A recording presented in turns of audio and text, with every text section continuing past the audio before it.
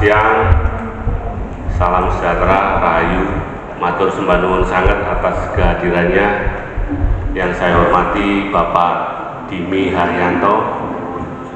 Beliau ini tokoh PNI, pengawalnya Bung Karno Indonesia. Beliau saat ini kurang lebih usianya hampir 83 tahun. 84 tahun, 84 tahun lebih. Jadi 84 tahun, dan beliau hadir karena pertanyaan dari Mas Nino. Dari Mas Nino itu ketika kita selesai audiensi dengan Pak PJ Wali Kota, dengan Kepala Dinas Perpus, dengan Kominfo dan jajaran Pemkot, Mas Nino nanya, Sam, sejak kapan Jeneng Gajayana itu? Loh, kok iso itu? Kan dibangunnya mulai tahun 1924 sampai 1926. Saat itu pasti menggunakan nama Belanda gitu ya Mas Nino, karena waktu itu kita ceritain terus, iya gitu, sejak kapan gitu. Akhirnya nyari, dan putra beliau Om Rahmat ini kebetulan guru saya yang tadi Om Rahmat ini. Japri saya, Sam, Ebes, maksudnya Ebes ini Ebes ini. Ebes itu ngerti sejarahnya, ini apa dijenengno Gajayana kan gitu loh. Gajayana, kenapa kok namanya nggak misalkan Stadion Persema misalkan? Persema itu lahirnya tahun 53 Mas Bison ya. Jadi kalau soal sepak bola Mas Bison paling lontok. Nah beliau cerita semalam itu, terus kemudian sampai menceritakan peristiwa Malapetaka 15 Januari yang terjadi di Jakarta tahun 74. Nah beliau saat itu bersama 3 orang yang saya lacak, kemudian yang satu sudah meninggal, yang satu belum. Nah, nanti cerita lengkapnya bagaimana biar beliau cerita. Terus kemudian terima kasih kepada Mas Nino sebagai pemantik diskusi pertama.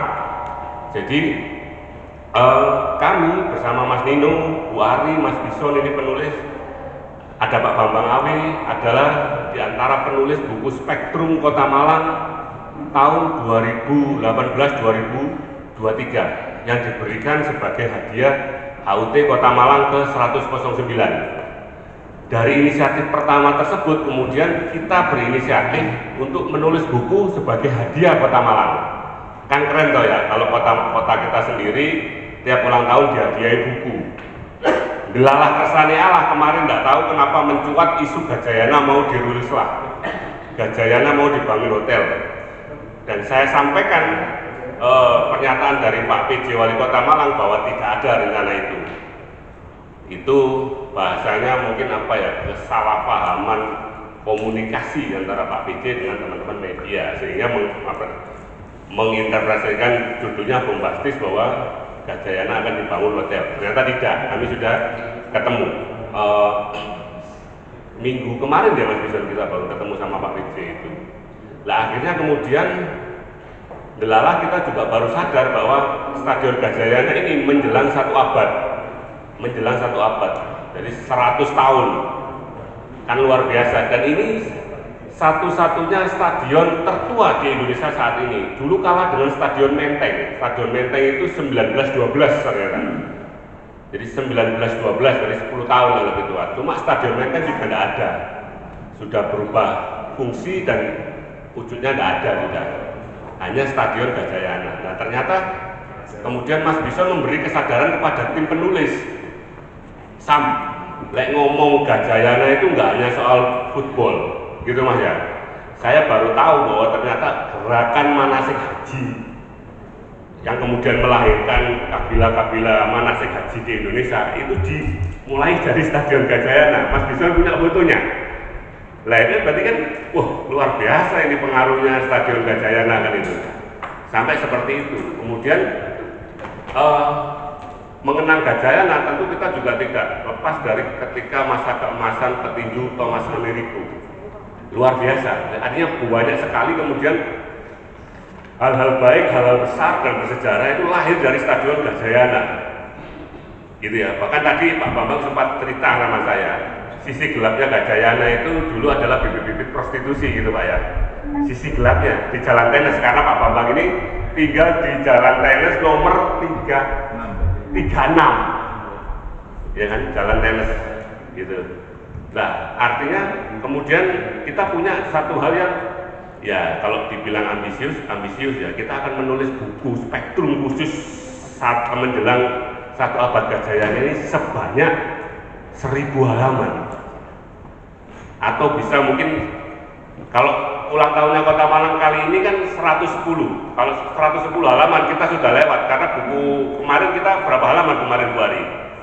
300 saja, 300-an. Ini saya nggak ada yang bawa buku spektrum ini, lupa ini. Jadi buku spektrum yang kemarin juga kita dibiayai oleh Pemkot Malang dan sudah terbit, sudah disebarkan. Nah kali ini kita akan menyetak buku 1000 halaman atau bahkan lebih, foto buku.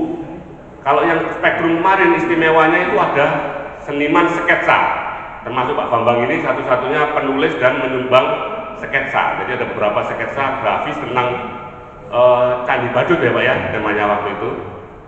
Nah harapannya 1000 ini bisa gotong royong, ditulis oleh siapapun, bukan hanya warga yang berKTP Kota Malang, bahkan mahasiswa, siapapun yang punya hal-hal baik, yang punya kisah-kisah luar biasa yang terkait dengan Stadion Gajayana dan sekitarnya, bersama ruang-ruang hidup yang diinspirasi dari Gajayana. Nah, kemarin kita coba reng-reng sama Mas Gideon hari ini tidak hadir karena ke Bali. Itu satu orang minimal penulisannya adalah 2 halaman, 2 halaman A4 spasi 1. Maksimalnya adalah mungkin berapa? 20 halaman lah maksimal mungkin ya. Itu sudah termasuk foto dan teks. Kalau kemarin kita satu orang 20 ya Mas bisa ya, yang di buku spektrum itu minimalnya 20 aja, sehingga kemudian sampai 300 halaman. Nah kali ini kita akan memantik cerita dari Pak Dini Haryanto dulu. Kita akan awali supaya ada pemahaman dari mana sih sebenarnya nama Gajayana.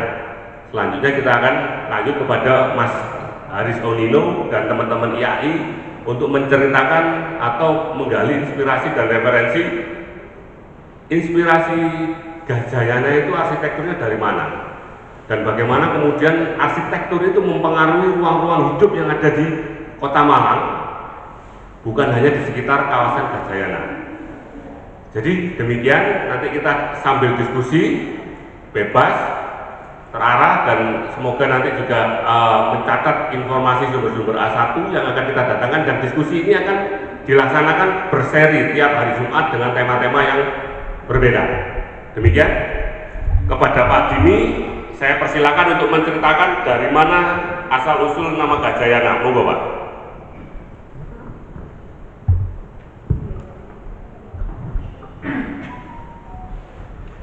Assalamualaikum warahmatullahi wabarakatuh. Bismillah, alhamdulillah, wassalatu wassalamu ala rasulillah Muhammad bin Abdullah wa ala alihi wa sahbihi wa man wala, amma ba'du. Adik-adikku sekalian, bahkan cucu-cucuku sekalian, pertama-tama mari kita panjatkan puji dan syukur kita kehadirat Allah SWT, Tuhan Yang Maha Esa, yang bisa mempertemukan kita, karena mungkin belum pernah ketemu kecuali Mas Bes. Siapa itu Dini Haryanto? Ini prejengannya seperti ini, usianya masih 48 tahun. Mas Bes tadi malam datang ke rumah saya, tanya mengenai asal usul nama Stadion Gajayana. Ceritanya dulu pada sekitar tahun 76, 75, 76, 77 di Jawa Timur itu setiap pemerintah daerah harus punya kesebelasan yang namanya kesebelasan pemerintah daerah. Malang ini juga punya kesebelasan pemerintah daerah, dan itu merupakan klub yang dengan klub-klub lain tergabung di dalam Persema. Karena Persema itu perserikatan dulu, kalau sekarang sudah jadi klub. Pada satu saat ada, kalau nggak salah ulang tahun Surabaya, ada kompetisi Jawa Timur, dan terakhir Malang ini berhadapan dengan kesebelasan pemerintah Surabaya. kami anggota DPRD itu Malang yang rajin lihat sepak bola itu ketua fraksi ABRI namanya Bapak Letkol Nurton Aladin dari Angkatan Laut, dan saya dari PDI, kemudian Pak Jasman Supriyadi dari Golkar. Bahkan dulu bersama tim kesehatan yaitu Dr. Mahendra sama Pak Harsono, bosnya Mas Wes, datang mengantarkan ke Surabaya, dan alhamdulillah kesebelasan pemerintah daerah Kota Malang kalah 7-0. Pulang dari Surabaya 2 hari setelah pulang dari Surabaya, malam hari saya itu dijemput ajudan wali kota untuk pertemuan di Ijen 2. Saya, Pak Nurton Aladin, Pak Jasman, dengan semua pengurus kesebelasan Pemda Kota Malang dan juga pelatihnya Pak Bang Sujono sama asisten pelatih Pak Nino Sutrisno. Saat itu Ebes Sugiono kelihatan marah betul karena kesebelasannya kalah sampai 7-0 dengan Surabaya. Sedang Malang pada saat itu dengan Pak Giono ada di Malang, jadi wali kota Malang, olahraga itu mulai meningkat, tinjunya, kemudian sepeda, lalu persemanya masih baik. Nah, tapi kesebelasan Pemda ini kok kalahnya total. Akhirnya malah, kemudian saya nggak tahu jelunturungannya, Pak Wali meminta kepada kami bertiga anggota DPRD ini untuk menerima estafet kepemimpinan langsung pengurus kesebelasan pemerintah daerah Kota Malang dan suruh menyusun pengurus baru dan apa program-programnya, bagaimana supaya kesebelasan pemerintah daerah Kota Malang ini bisa meningkat.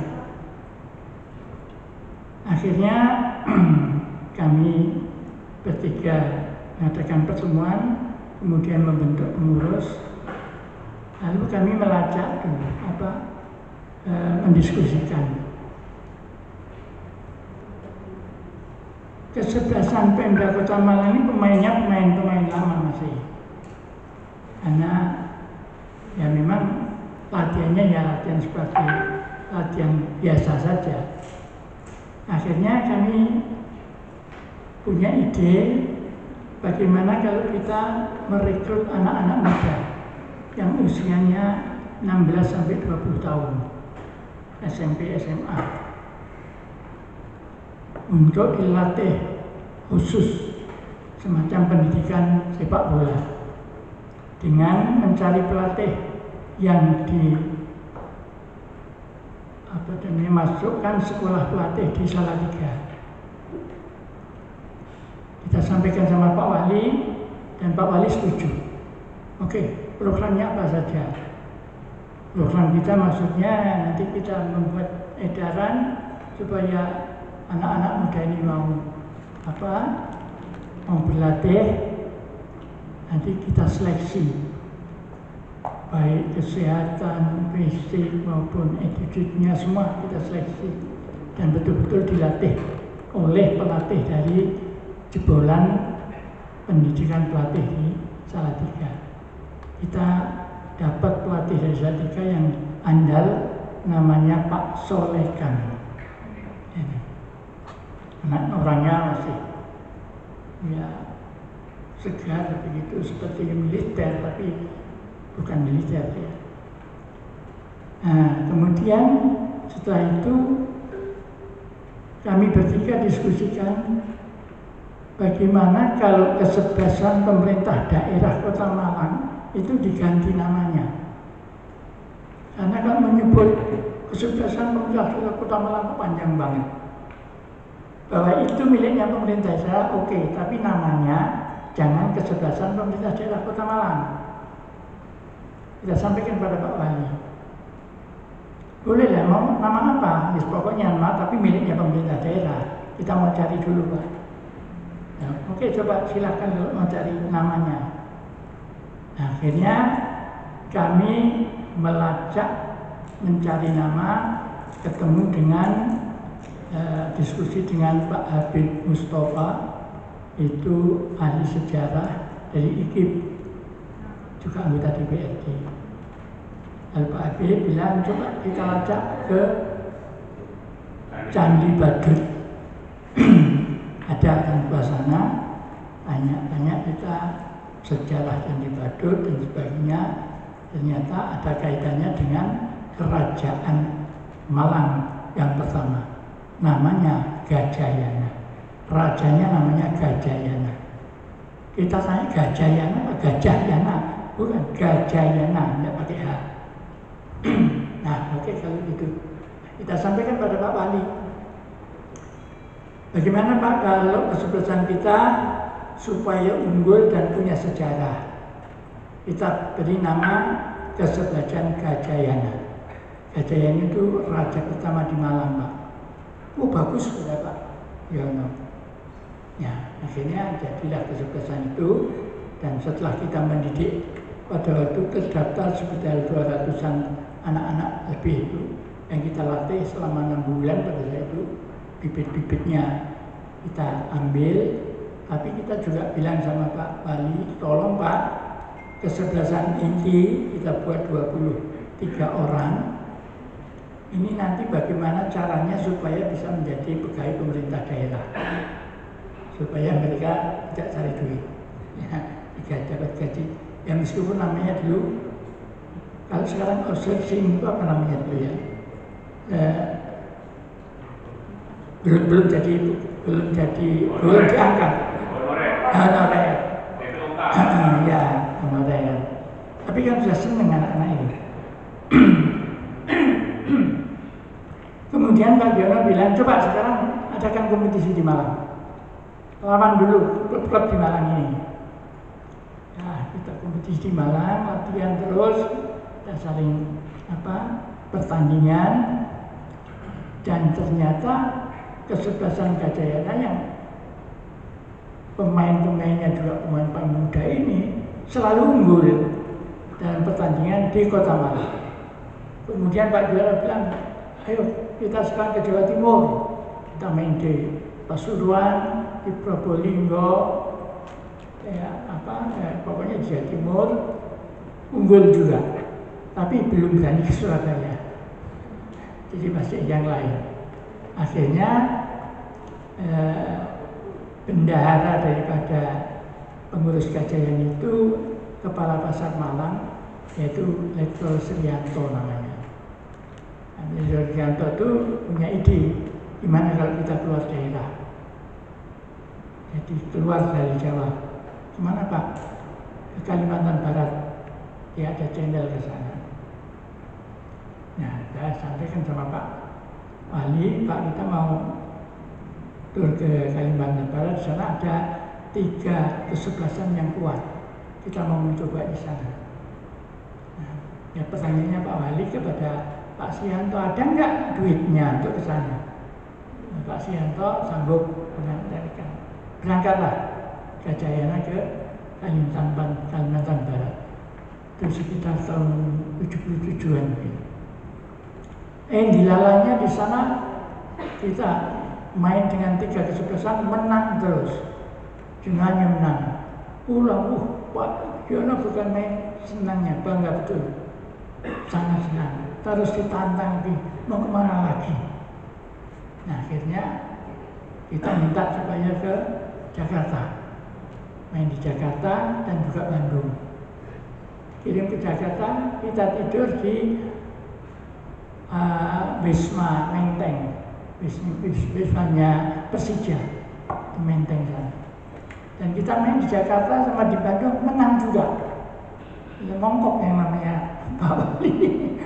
Ya menang, ya sudah berkibar nama Gajayana saat itu. Nah, berkibar nama Gajayana. Kemudian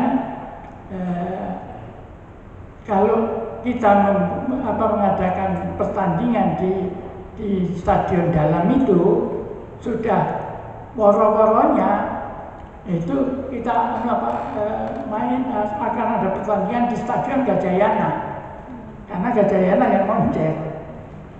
Itu sebetulnya mengalir gitu aja, tidak ada yang namanya kemudian perundingan dikeluarkan SK supaya dirubah, namanya tidak ada. Jadi katut karena kesuksesan Gajayana ini keberhasilan paling unggul di Kota Malang, sehingga dan selalu mempergunakan stadion dalam itu untuk pertandingannya Gajayana. Nah ini. Lalu dengan begitu ya sudah, orang akhirnya mengenal stadion itu menjadi Stadion Gajayana. Pak Bes tanya sama saya, ada SK-nya enggak Pak? Enggak ada. Mengalir saja itu. Jadi hanya lalu pengurus Persema kalau kami menyatakan ini Stadion Gajayana. Kebetulan saya di samping pengurus Gajayana juga sebagai pengurus Persema, di mana pengurus Persema itu ketuanya Komandan Kodim, namanya Pak Siswan Madi. Ya, sehingga ya apa namanya kalau ada pertandingan segala macam itu dari Pak Dandim ini juga mengerahkan orang-orang luar biasa. Nah, sehingga saya itu sering ditugasi Pak Wahyu untuk cari duitnya mengadakan pertandingan. Nah, pada waktu itu meskipun teknologi belum secanggih sekarang, kalau ada pertandingan mesti rugi saya. Kenapa? Tiketnya itu mesti palsu.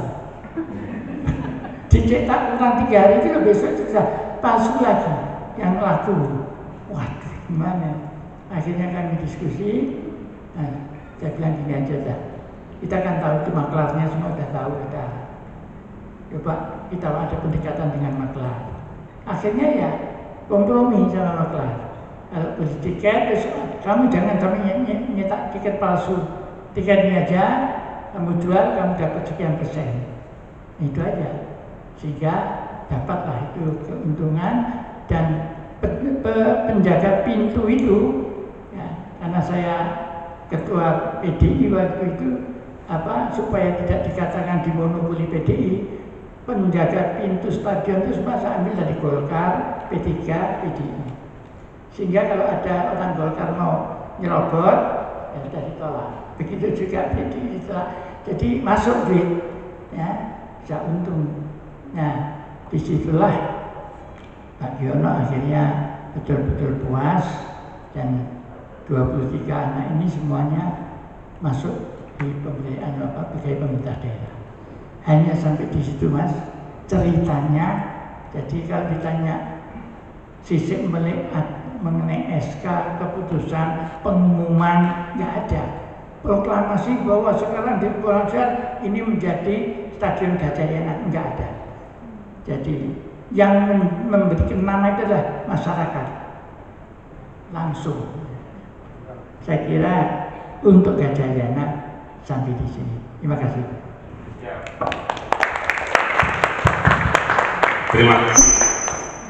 Terima kasih Pak Dimi. Jadi luar biasa sekali. Memang dulu terkenalnya sebelum tahun 70-an Stadion Dalam Kota Malang, Pak ya. Dan mungkin ada nama Belandanya nanti Mas Dino ya. Jadi ada nama Belanda ya memang ya.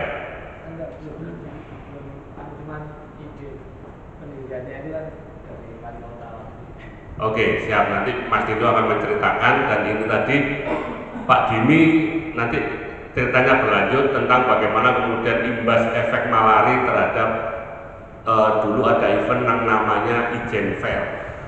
Kalau sekarang itu orang mengenang Malang People dulu, MTD. Dulu itu bahkan sampai pusatnya di Gajayana. Dan dulu meskipun pemimpin-pemimpinnya itu tentara, kalangan tentara, justru Ijen Fair itu tidak ada tentara satupun ya Pak ya. Justru tidak ada tentara satupun. Padahal saat itu lagi marak-maraknya peristiwa malari. Nanti selanjutnya. Nah, kita selanjutnya akan dengar dari Mas Nino dulu tentang pemaparan tema kita hari ini, inspirasi dan referensi arsitektur Stadion Gajayana, sejarahnya mulai awal nanti akan diceritakan Mas Nino dan dari teman-teman dari Ikatan Arsitek dan Ikatan Arsitek Indonesia Kota Malang ya. Monggo Mas Nino, waktu saya berikan.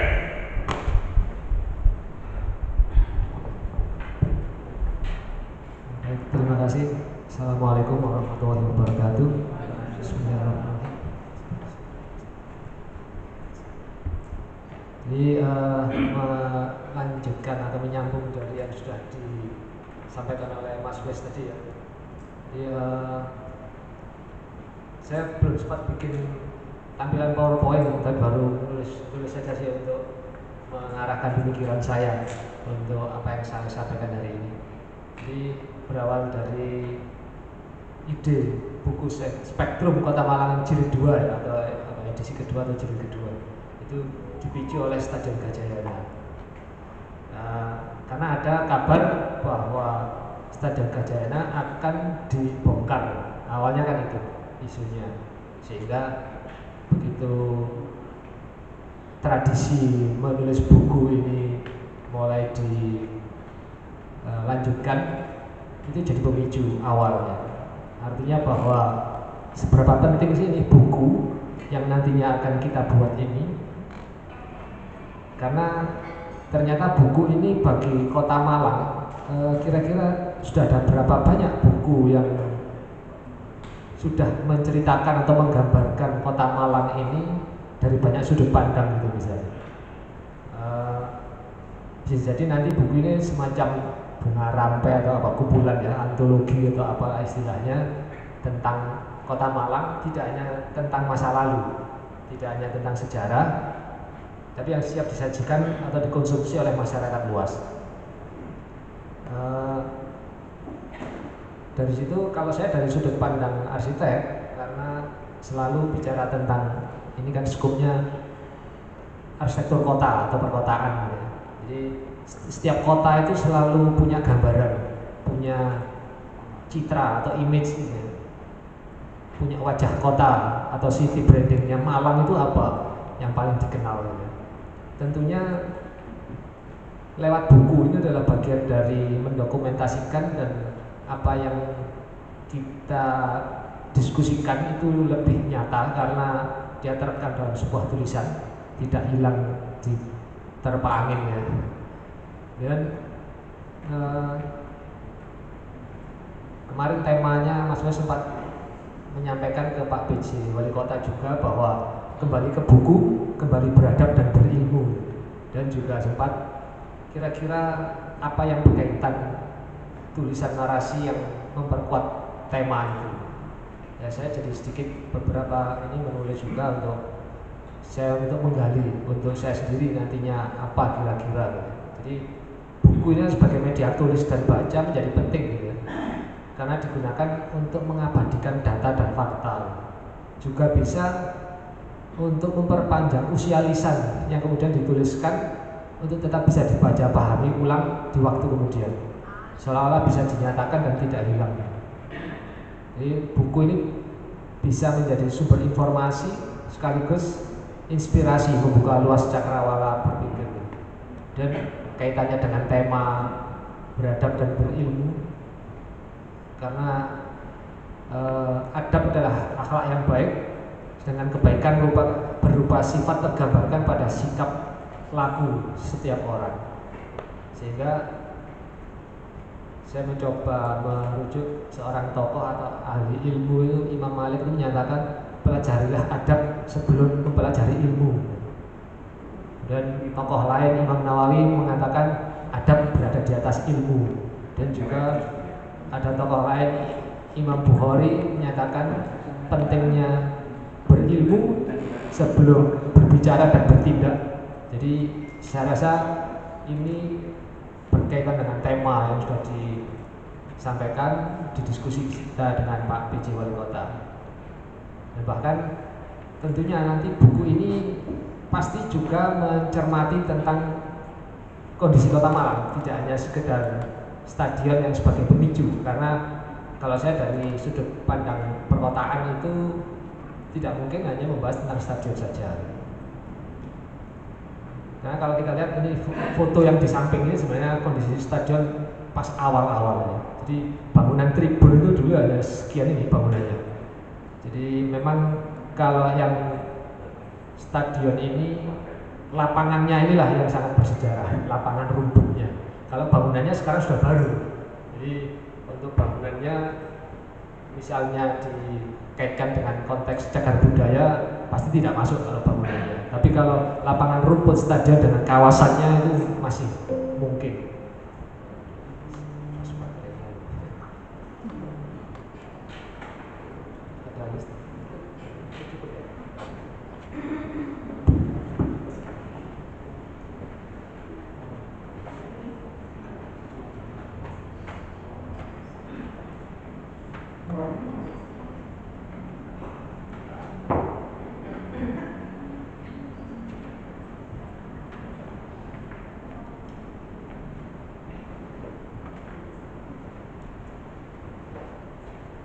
Dan tentunya tulisan yang versi arsitek nantinya, khususnya saya pribadi tentu berdasarkan skop bidang ilmu yang saya pelajari. Dan tema buku inilah yang menurut saya bisa menjadi titik berangkat penulisan buku spektrum kedua ini. Jadi coba saya gali, ternyata memang Kota Malang ini boys sejak dulu. Boys Ilakes sejak dulu, sejak zaman dulu. Karena tata Kota Malang itu dulu dibanggakan oleh Karsten, itu arsitek yang merancang tata Kota Malang, dan rancangannya ini pernah dipamerkan di Paris. Bahwa Kota Malang didesain dengan konsep taman-taman kotanya, struktur jalanan itu sudah memperhatikan geografis Kota Malang, sehingga bagaimana Jalan Semeru itu juga berorientasi ke Gunung Semeru, Jalan Kawi berorientasi ke Gunung Kawi. Jadi itu beberapa hal yang oleh arsitek merancang Kota Malang itu sudah dirintis gitu. Tapi bicara Kota Malang tidak hanya tentang kolonial Belanda, artinya ada era sebelum Belanda. Seperti kawasan-kawasan itu kan kita kenal ada Klojen, Kidul Dalem, Kayu Tangan, Alun-alun, Pecinan, Embong Arab, Jagalan gitu ya. Dan termasuk kawasan stadionnya sekitar Bareng gitu ya. Dengan dialek Malangnya itu kan Bareng, ada M-nya gitu. Dan ini juga menjadi bagian gambaran tentang Kota Malang. Kemudian kawasan-kawasan ini yang didesain oleh Karsten itu mulai dari stasiun Kota Baru, Jalan Kertanegara, dan ada balai kota dengan kawasan Tugu atau taman apa dulu, Cipikun ya, kalau nggak salah. Kemudian ke arah barat sampai ke perempatan Kayu Tangan ke Jalan Semeru sampai ke Jalan Ijen. Ini sebuah rancang kota yang sampai sekarang masih bisa dinikmati dan ternyata dibanggakan oleh khususnya pemerintah dan warganya. Karena kita lihat foto video tentang Ijen Boulevard, Tugu dan kawasannya itu selalu menjadi sesuatu yang dibanggakan ya. Seperti foto ini kan kawasan Tugu ini taman bundaran, kemudian di Jalan Kertanegara ada boulevard, termasuk di Ijen depan kita ini juga ada boulevard. Dan ini menjadi satu kawasan peninggalan kolonial yang arsitekturnya adalah arsitektur Indis. Ya, Indis itu definisinya adalah gabungan antara Eropa dengan Hindia. Dulu Indonesia itu disebut Hindia, sehingga arsitektur kotanya adalah dan bangunannya itu disebut arsitektur Indis. Dan ciri ini yang menjadi image atau gambaran wajah Kota Malang sampai saat ini tetap dipertahankan dan sangat luar biasa. Bahkan tadi disampaikan kalau stadion itu dimulai sejak 1924 sampai 1926 dan Jalan Ijen ini sekitar 1920 atau 1930 itu seusia dengan Beverly Hills Boulevard di USA, artinya sejaman, ada sejaman semangat latar belakang pemikiran rancang kotanya itu ya mirip-mirip. Ternyata sama-sama ada pohon palem, tapi tidak setegas arahnya seperti Jalan Ijen. Pohon palemnya kan luar biasa. Jadi kalau kita lihat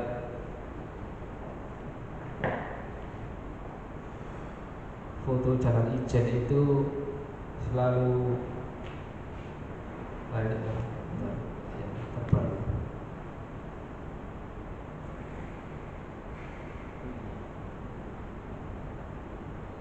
Sekarang ini gambar saya campur ya.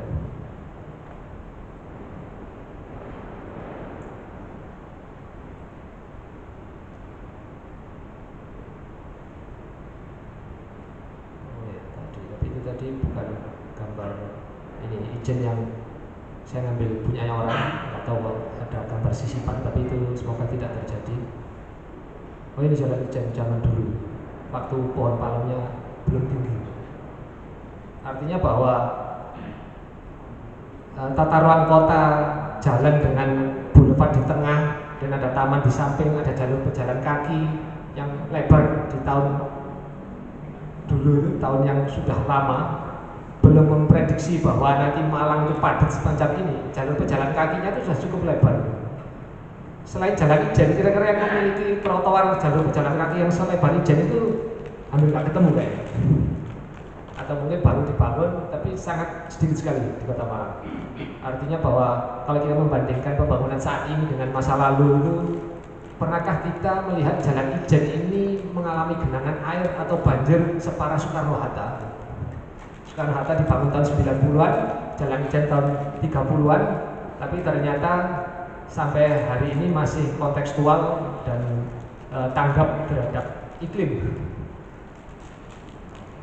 Jadi hal-hal semacam ini menjadi sebuah pelajaran penting bagi ilmu rancang kota, termasuk ilmu arsitektur itu tadi konteksnya. Kemudian kaitannya dengan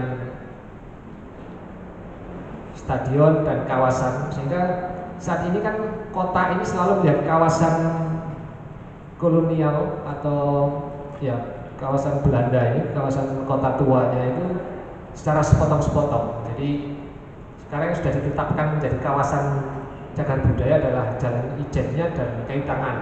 Tapi kawasan sebenarnya tinggalannya si Karsten ini mulai dari stasiun sampai Jalan Ijen itu mestinya dijadikan satu kawasan utuh. Artinya itu benar-benar masih terekam dan tidak banyak berubah. Jadi kalau kita lihat ini foto, bukan foto apa, gambar tentang itu tadi tata kota. Jadi yang di sebelah kiri ini ada area putih ini, itu masih belum ada stadion. Kelihatan peta ini, jadi set plan kotanya. Jadi di sini ada tulisan Klojen, ada Ledok, Ororodowo ada di sini tulisannya. Ini kan Sungai Berantas.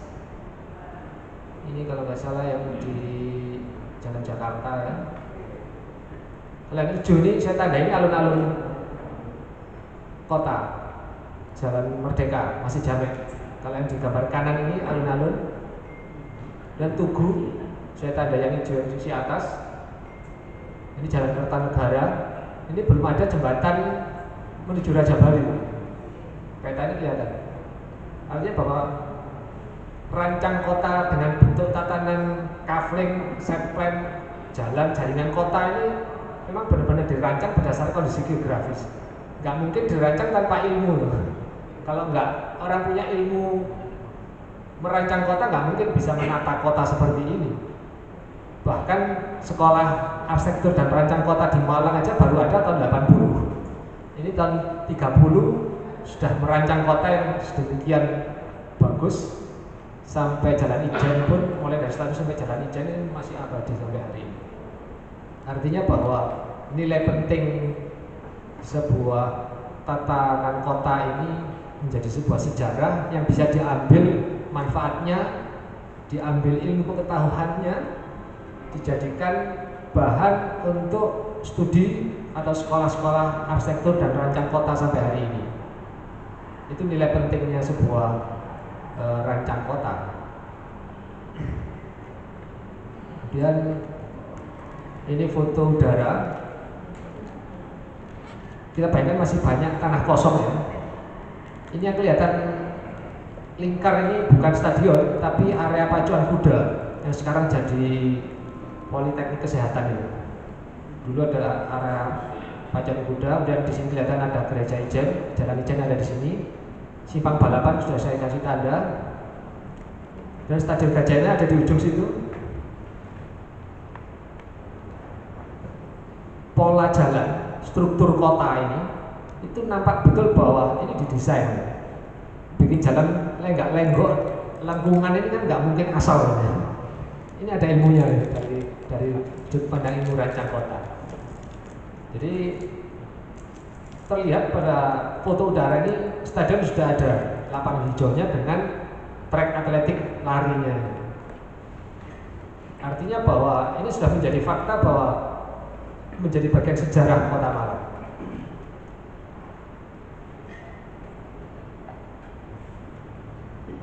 Kemudian saya cari foto lagi. Nah, ini petanya yang sudah. Ini peta tahun 1945. Kita bisa melihat ini mulai Tugu, ini stasiun sampai ke arah barat, ini Semeru, nah ini stadion.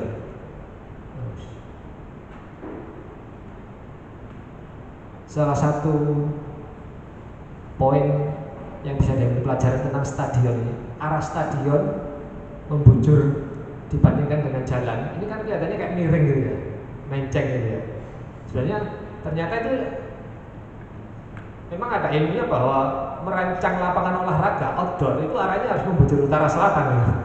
Supaya pemainnya ini tidak silau kena matahari timur dan barat. Artinya dari side plan ini ada satu pengetahuan yang bisa diambil meskipun sederhana semacam ini, dan ini menjadi standar dunia bahwa lapangan olahraga outdoor itu selalu membentang ke arah utara selatan. Nampak betul di set plan dia tidak mengikuti pola jalan ini, kelihatan agak menceng gitu, tapi tegak lurus terhadap arah utara selatan. Termasuk kalau ini posisi alun-alun, alun-alun itu juga ternyata tidak betul-betul ke arah barat timur utara selatan, jadi menceng juga. Dari 10 alun-alun yang ada di Jawa saya amati, dan memang saya cari foto alun-alun Malang itu tidak tepat di arah utara selatan. Itu akan nampak di alun-alun yang terbaru hari ini.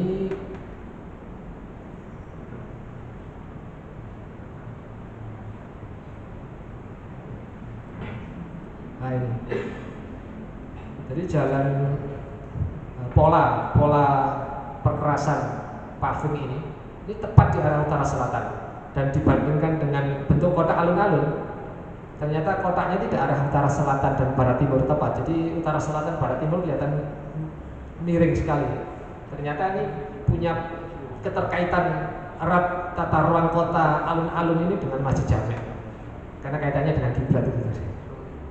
Artinya ada pengetahuan bahwa membangun sebuah lapangan olahraga tadi arah side plan-nya, bentangannya itu utara selatan, alun-alun ini tidak tepat di arah utara selatan. Ini bagi rancang kota kan sebuah pengetahuan baru, dan ini yang membuat kan juga Belanda, artinya arsitek yang merancang kota ini. Jadi hal-hal semacam ini yang bagi kami penting juga untuk dibahas, bahwa kita membahas sejarah itu tidak hanya sekedar nostalgia, tapi mengambil sebuah pelajaran kira-kira bagaimana sebuah rancang kota ini yang sangat berpengaruh bagi kota Malang. Karena sampai saat ini tinggalan rancang kota Belanda ini masih memenuhi media publikasi kota Malang. Bahkan di era sebelum tahun 2018 itu kota Malang pernah mendapatkan penghargaan Taman Kota Terbaik se-Indonesia. Padahal pada saat itu Bandung masih rame-ramenya membangun taman kota ruang publik dengan media publikasi yang luar biasa. Ternyata yang mendapat penghargaan kota Malang. Ini sebuah nilai tersendiri. Kalau yang ini alun-alun, Pak. Kalau yang ini alun-alun lama, ini balai kota ya. Kalau balai kota ini Tugu ya. Jadi ini pun juga gitu. Tatanan lanskap kota, di antara ini bangunan balai kota ya, sisi kanan ini. Stasiun di ujung ini, Pak. Ya.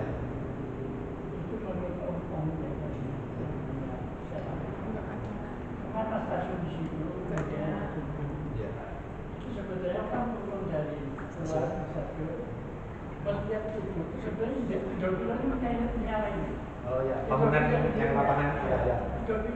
Nggak ada. Oke, betul. Supaya bisa melihat gunung. Ada gunung kali. Itu turun dari kereta. Lihat itu betul-betul pas memang. Tugu titiknya langsung terus Indra sampai ke gunung apa Mas? Kawi. Kan?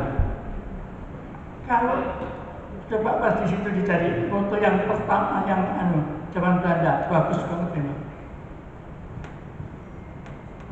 Ini sedikit foto udara zaman dulu, Pak. Itu ada yang sebelum Indra.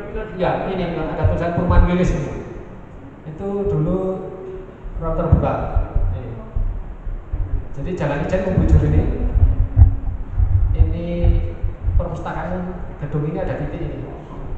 Jadi ini Perumahan Wilis ini.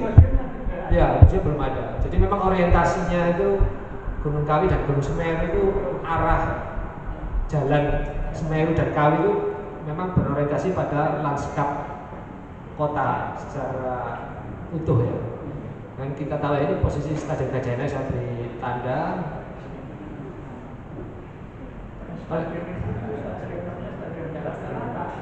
Di luar Stadion itu namanya Tuan. Ya, betul. Ada 3 lapangan. Ada 3 lapangan tenis. Ya, betul. Jadi artinya dari beberapa dokumen foto udara sejarah ini ternyata bagi ilmu rancang kota ini ada ilmu pengetahuan yang bisa dimanfaatkan, diambil pelajaran sehingga melihat Stadion Gajayana ini tidak sepotong hanya satu Stadion Gajayana.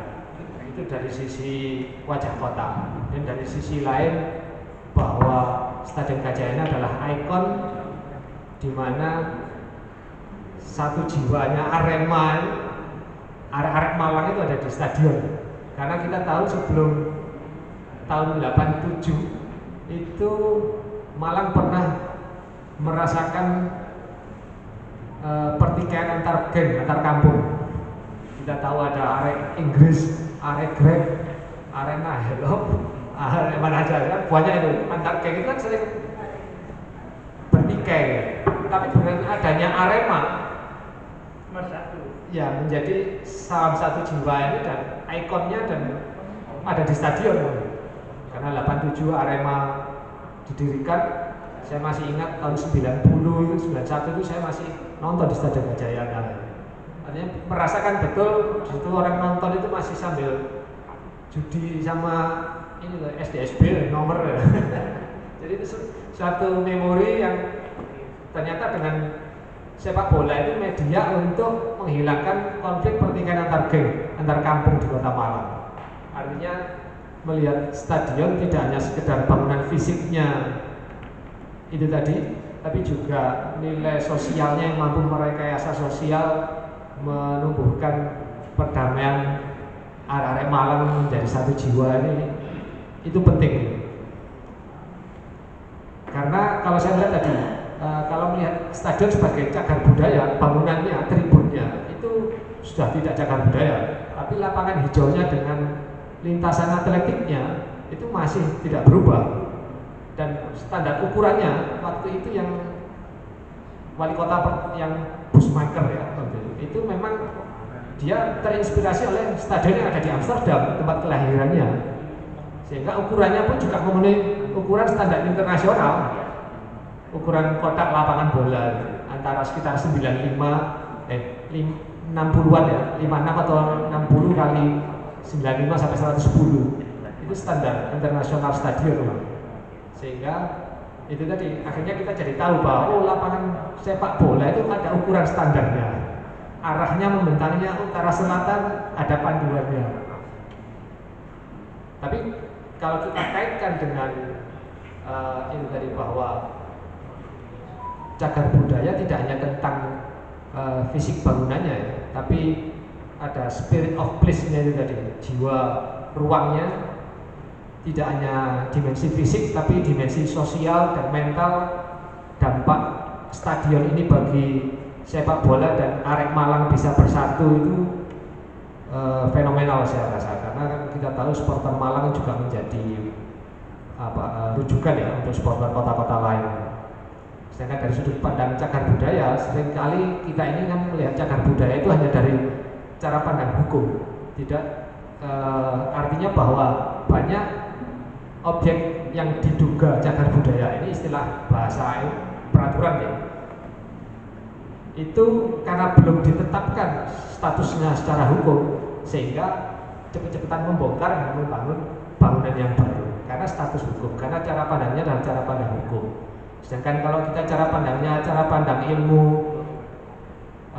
arsitektur, ilmu bangunan, secara moral bahwa sebuah bangunan ini memiliki nilai penting bagi kota, ada nilai ilmu pengetahuan yang bisa digali dan kita dapatkan meskipun tidak ditetapkan statusnya secara hukum sebagai cagar budaya, itu tetap menjadi penting secara moral.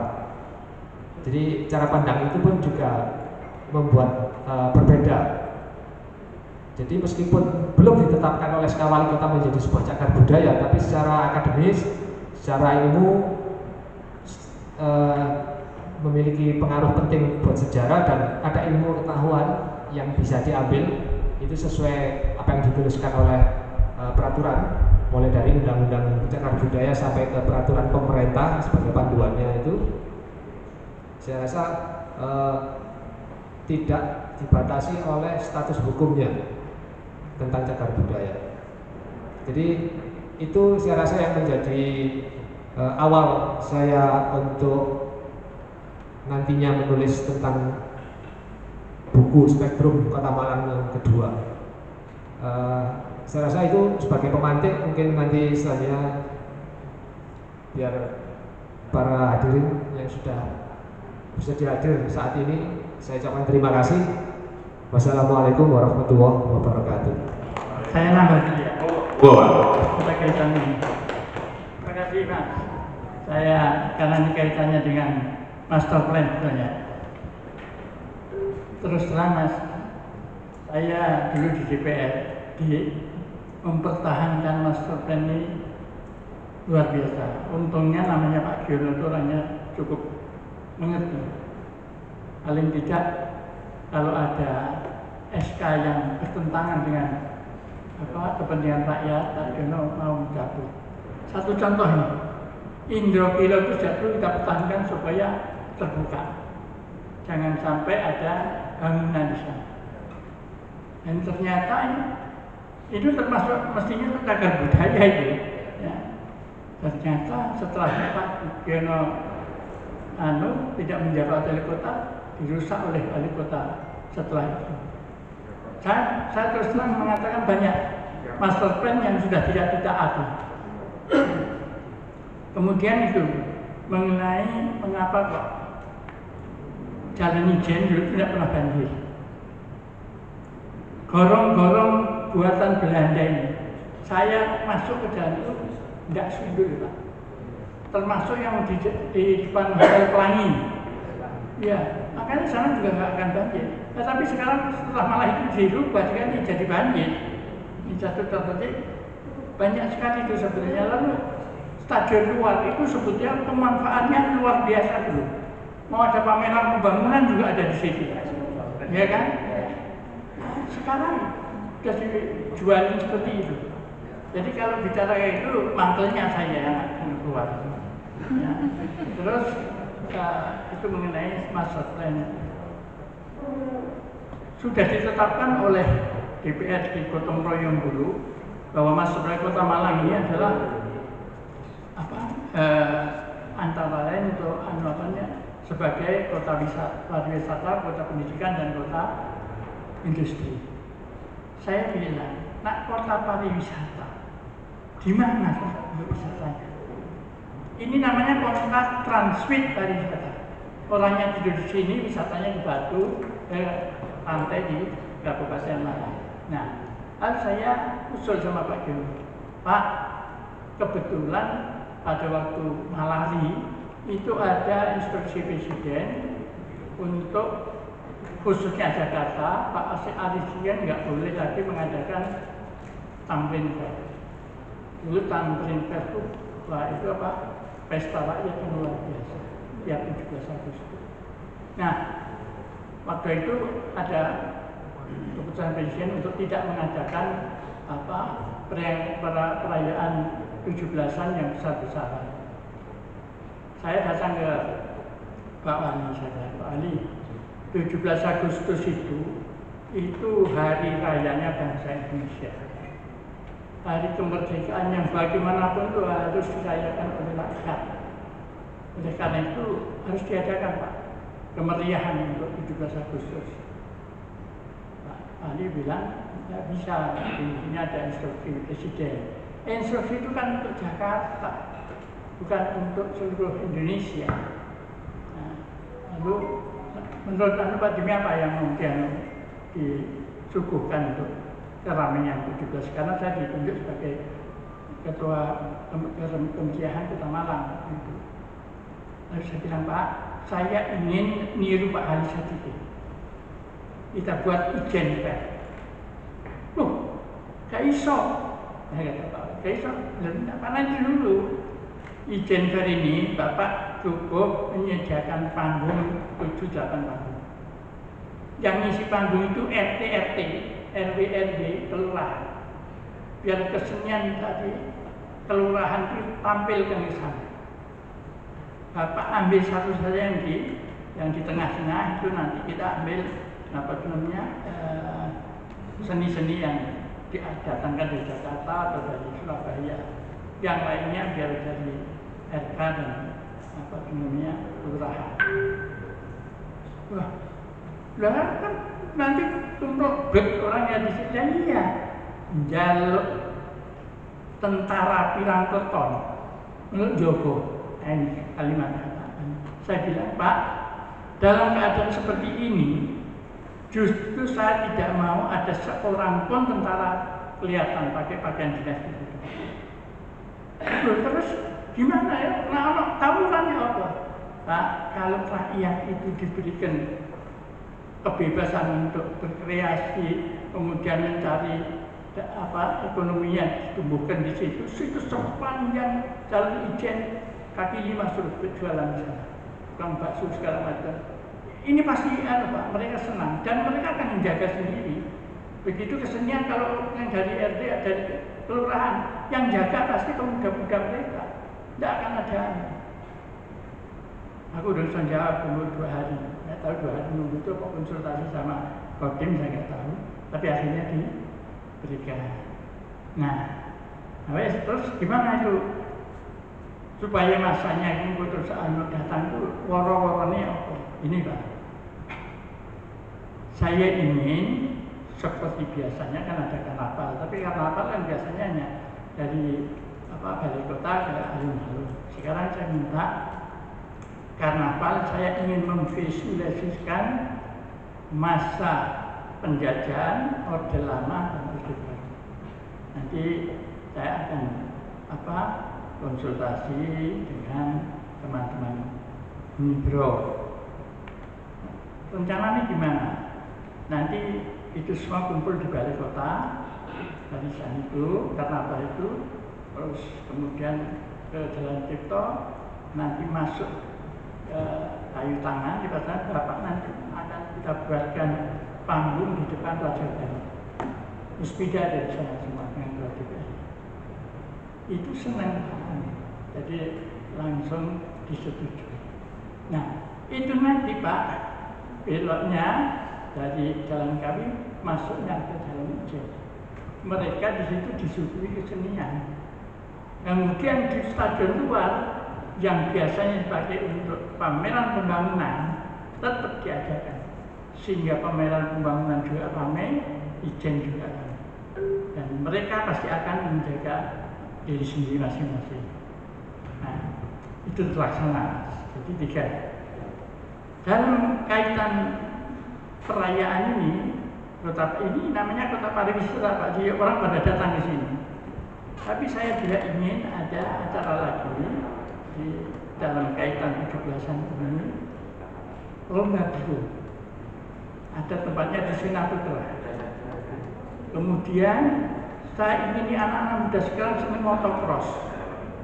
Kita buat motocross. Loh gimana? Ya dirampal.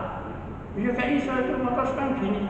Saya minta yang di belakang utara sana Pak, itu minta izin lah supaya ada gundukan-gundukan yang kita buat. Tapi itu urusan Bapak yang minta izin ke sana. Itu ini disetujui semua. Jadi 5 ya. Kemudian saya ingin apa itu namanya drum band, saat itu senang-senangnya drum band. Ajakan drum band dan drum bandnya di Stadion Gajayana itu diikuti oleh beberapa drum band dari Jawa Timur. Kemudian apalagi ada satu lagi yang ini saya betul-betul minta bantuan Pak Wali. Apa?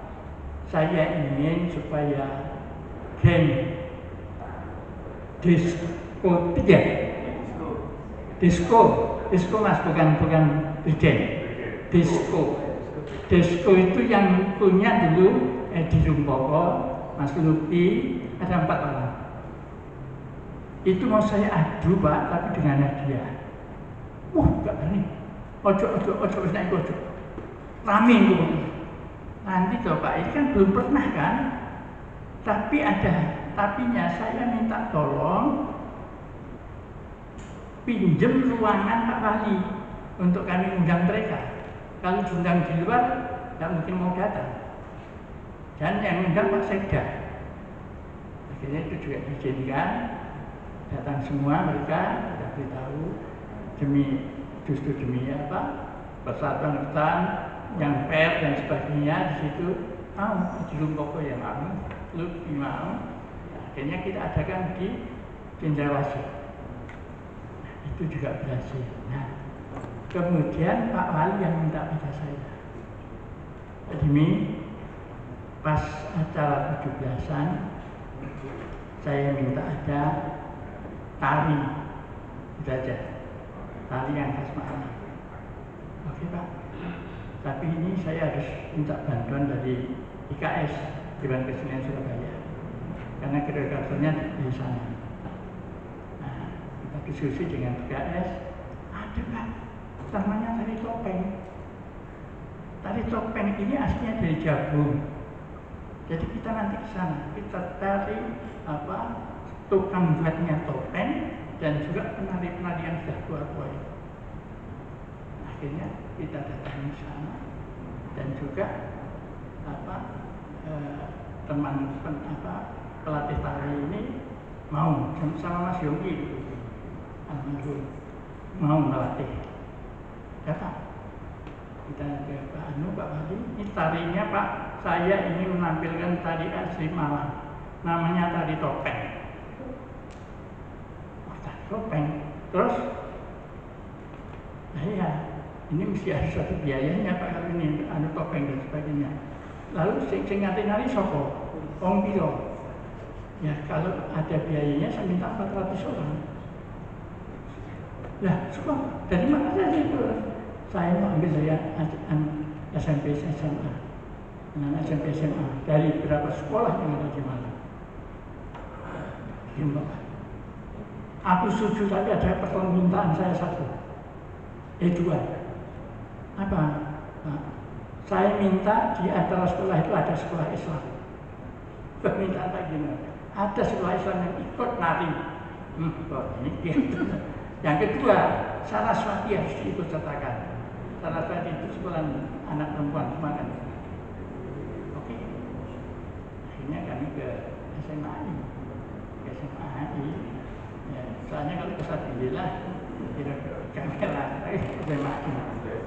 Terus itu mau ternyata SMA ini bisa mengeluarkan di sana 25 orang. Oke, saya lapor SMA itu Saraswati. Enggak mau Pak Bion. Saya minta, saya akan datang latihan tadinya anak SMA di SMA ini. Kalau enggak tentu dihapusi. Akhirnya, oke Pak. Ya, konsultasi sama kepala sekolah, boleh ini Pak Hani juga mau datang. Anak-anak kelas senang ternyata tidak yang Pak Hani. Karenalah pada waktu 17 Agustus tahun 77 juga ya, tari topeng 400 orang yang pertama kali di Kota Malang. Ini sejarah yang di luar yang tadi itu. Tapi kalau yang itu betul-betul memang peninggalan Belanda yang menurut saya dirusak oleh seperti namanya Taman Gayam. Itu coba lihat, yang namanya pohon-pohon itu kan kembangnya masing-masing. Jadi seperti kalau yang tumbuhnya kembang begitu ya sudah itu dipertahankan, kan diganti semua. Nah, ini antara lain bahwa sebetulnya Kota Malang ini dulu sampai dijuluki Parisnya Jawa Timur, ya Mas ya, Parisnya Jawa Timur. Jadi sebetulnya kita cukup bangga, dan tadi sudah dapat informasi katanya juga pernah mendapatkan penghargaan kota apa? Taman Kota Terindah. Syukurlah kita sebagai kerang alam yang kita cukup bangga, dan mari kita uri-uri sejarah ini sehingga anak cucu kita juga akan tahu bahwa kerang alam itu adalah kera yang punya sejarah bagus. Matur nuwun, terima kasih. Plus untuk Pak Dini sama Mas itu, matur nuwun. Jadi tadi insight-nya banyak, dan saya dibisiki sama Pak Lulut. Dulu itu ternyata ada SMA Saraswati, Pak ya. Kalau kita kenalnya kan STM ya, biasanya laki-laki ya. Ini STM-nya perempuan gitu Pak ya. Betul Pak ya, ada ya. Nah ini saya juga baru tahu info ini. Sekolahnya di SKI Pak ya. Oh. SKI Sawu Jajar ya. Oke, siap. Tadi Pak Dini sudah banyak memberikan insight, nama Jagung sudah disebut-sebut Mas Nasai. Ini ada Mas ini Nasai. Beliau yang sering mengabdikan topeng-topeng dari Jabung. Jadi Topeng Malang Menolak Punah. Ada filmnya ya Mas, judulnya bener ya, Topeng Malang Menolak Punah. Nah ini bintang film. Jangan lupa minta tanda tangan nanti. Oke, baik. Buku ini tadi seperti yang saya sampaikan dan Mas Nino sampaikan, itu yang pertama, edisi pertama akan dicetak cuma 110 eksemplar edisi emasnya. Nah, 110 eksemplar ini rencana kita akan kita berikan kepada orang-orang yang berjasa atas atau apapun cerita yang ada di Gajayana. Salah satu contohnya tadi ada Pak Dini yang kemudian berjasa merumuskan atau mencari nama Gajayana. Ada Pak Dini Haryanto waktu itu dari fraksi PDI, belum ada P-nya Pak ya, PDI belum ada P-nya, Partai Demokrasi Indonesia belum ada perjuangannya. Terus yang kedua adalah Pak Murtono Aladin ya Pak ya. Murtono Aladin itu dari fraksi ABRI, Angkatan Laut. Yang kedua itu dari Pak Jasman Pak ya. Pak Jasman, beliau info dari Pak Dini itu tinggalnya di Jalan Diponegoro. Saya masih belum melacak. Yang terakhir adalah F.B. Sugiono, Wali Kota Malang saat itu. Nah, 4 buku tadi dari 110 kita berikan kepada beliau. 100 sisanya terus terang itu akan kita jual secara eksklusif. Kita jual secara eksklusif. Jadi harganya juga lumayan. Harganya juga lumayan. Mungkin paling murah 3 sampai 5 juta. Jadi kalau 3 juta aja sudah 300 juta loh. Nah, buat apa kemudian 300 juta itu? Untuk menggandakannya lagi pada edisi selanjutnya. Kalau bahasa buku itu ada seri hardcover dan seri soft cover lah, seperti itu. Sekaligus untuk mengapresiasi para penulis. Kepada para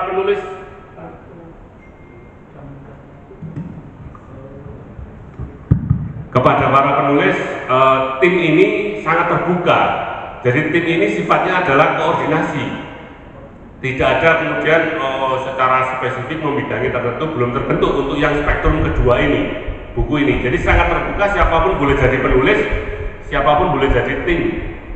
Kami tidak menjadikan honor penulis, gitu. Jadi belum ada kesepakatan honor penulis. Terus terang tidak seperti buku spektrum pertama kemarin, kita memang dapat honor dari Pemkot Malang. Tapi untuk kali ini kita belum ada kesepakatan itu. Tapi setidaknya buku ini akan secara mandiri kita akan terbitkan. Di edisi yang pertama 110 eksemplar tadi, kita akan mencoba nyari dana CSR. Seperti buku spektrum yang pertama, itu pada penerbitan pertama dibiayai oleh Bank Jatim, ya benar Bu ya? Dibiayai oleh Bank Jatim, terus setelah itu yang terbitan kedua dibiayai oleh Dinas Perpustakaan waktu itu. Nah, kemudian disebarkan. Nah, buku ini itu dihadiahkan dalam rangka 110 tahun HUT Kota Malang. Bulan April, HUT Kota Malang itu kan 1 April. Cuma 1 April itu pas puasaan. Jadi hari raya itu kalau tidak salah antara tanggal 10 sampai 11 April. Nah, kita di tanggal seminggu setelah hari raya itu akan melaksanakan semacam expo buku yang tadi temanya disampaikan.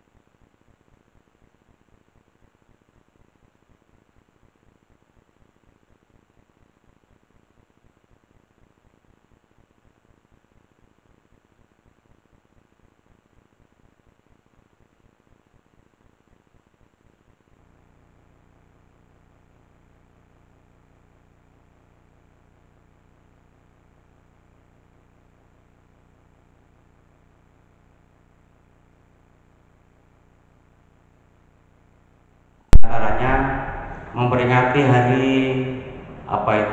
kelahiran Raja Belanda, juga dipusatkan di sana. Kemudian peringatan hari lahirnya Kota Malang juga dipusatkan di area spot park tadi. Artinya di situ multifungsi, termasuk diantara sampaikan itu tadi adalah fungsi resapan kota. Nah, kalau kita membawa ke depan, argumentasinya apa? Di antaranya berbagai fungsi tadi, bukan dipikir ini untung atau rugi untuk dikelola sebagai area bisnis olahraga. Itu artinya material oriented, orang yang pragmatis, tidak lebih luas kata Habis Sutopo tadi, holistik. Orang berpikir karena lebih kompleks dari sekedar uang, untung atau rugi.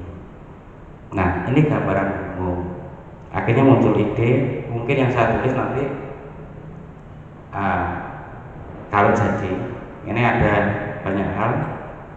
Di antara adalah 40 tahun pertandingan berdirinya sepak bola di Hindia Belanda, juga dipusatkan di Malang dari data yang saya miliki. Nah, itu sebagai gambaran saya untuk wacana kita membahas tentang lebih umum tentang Kota Malang, lebih khusus tentang Stadion Gajayana yang kita sebut. Pertanyaannya yang masih belum saya temukan datanya adalah kapan bangunan stadion yang seperti sekarang ini mulai dibangun dan kapan selesai. Kalau yang sebelumnya kan corak tradisionalnya masih tampak, ya, corak tradisionalnya masih tampak dengan bangunan gaya Mataramanya masih ada seperti yang difoto tadi. Terima kasih, ini masih jadi PR aja. Terima kasih Pak Lulut. Baik, teman-teman, seperti yang saya sampaikan tadi, pertemuan ini akan berlanjut. Jadi paling nggak ada 5 kali pertemuan. Di pertemuan kelima nanti kita akan mengundang teman-teman arsiparis, terus kemudian teman-teman foto yang punya dokumen-dokumen lama, terus kemudian teman-teman pustakawan, ya Mbak Nana ya, teman-teman pustakawan, jadi teman-teman yang kolektor gitu, yang menyimpan arsip-arsip, dokumen-dokumen atau foto-foto yang memang terkait dengan Stadion Gajayana. Di pertemuan kelima nanti semoga harapannya memang kita sudah bisa menemukan format final, dan di pertemuan itu bisa kita tawarkan format final itu kemudian kepada Bapak PJ Wali Kota. Kalau sekarang itu tanggal 12, berarti pertemuan kelima itu sekitar pertengahan Februari. Jumat besok itu kita akan membahas, ini narasumbernya Mas Bison, pemantiknya nanti kita carikan tandem satu lagi, itu membahas, kalau tidak salah temanya footballism, fanatism, humanism, yang terkait dengan Stadion Gajayana. Pemantik utamanya nanti Mas Bison. Nah, teman-teman sudah mulai bisa menulis. Kenapa? Karena penyerahan naskah terakhir, naskah tulisan terakhir itu di tanggal 1 Maret. Seluruh naskah tulisan, arsip dan sebagainya itu 1 Maret. Tanggal 1 sampai tanggal 10 hari, 10 Maret itu tim Mas Gideon, tim penerbit MNC dan desainer, dan termasuk nanti dari teman-teman IAI ya, secara fisiknya barangkali nanti kita bisa dibantu mengkonsepkan, ada pop-up-nya ataukah ada selimutnya itu ya, blanketnya itu atau apa seperti apa, sehingga buku ini layak dijual 5 juta. Target saya malah, saya yakin betul bahwa buku ini benar-benar monumental, dan ini benar-benar kita sedang merancang semacam prasasti gitu ya Pak ya. Kalau Mas Nino itu jadi prasasti di Noyo gitu, kita semacam prasasti, benar-benar kita saring kualitasnya, kita benar-benar profesional, tidak kemudian karena misalkan Mas Nasai ini teman saya tulisannya kurang bagus saya masukkan, tidak. Jadi benar-benar ada tim yang merancang bahwa ini legacy, bahwa ini warisannya layak diwariskan 100 tahun bahkan 1000 tahun yang akan datang. Kegiatan ini pun turut dibantu dokumentasi dari teman-teman wartawan, ada Pak Gi dari Pagat TV, ada Pak Ibul sama Pak Juve dari Jawa 1, ada Mas Nedi dari Baca Malam, dan teman-teman media yang lain, ada seru.co dan yang lain. Terima kasih. Jadi barangkali nanti teman-teman media juga, khususnya Pak Ipul ini dulu beliau semacam GM mungkin di Malang TV ya Pak Ipul ya. Mungkin ada liputan-liputan tentang pertandingan yang terjadi di Gajayana. Jadi mungkin nanti ada buklet, selain buku itu ada CD, video-video usulannya Pak Ipul kemarin. Jadi diusulkan yang punya liputan-liputan, termasuk TVRI. TVRI itu mau nyumbang liputan-liputan zaman masih belum ada Arema malah, Persema. Itu mau ada beberapa liputan-liputan video hitam putih juga. Nah kalau video kan otomatis tidak bisa dimasukkan ke buku gitu loh. Nah ini juga akan dimasukkan ke dalam CD. Sehingga sekali lagi saya berani memastikan bahwa kali ini kita membuat sesuatu yang sangat istimewa. Kali ini kita benar-benar membuat sesuatu yang luar biasa untuk Kota Malang sebagai kado HUT Kota Malang. Oke, ada pertanyaan lagi? Ada pertanyaan, saran, usulan? Monggo. Mas Nasir? Loh, Mbak Haryani? Teman-teman foto? Mas Ben, tambah dikit aja. Monggo. Banyak juga ada apa-apa Pak, ini masih kurang 10 menit kita selesaikan Pak. Karena diantaranya disinggung tentang parkir yang memenuhi jalan, sementara kebingungan tempat berdasarkan data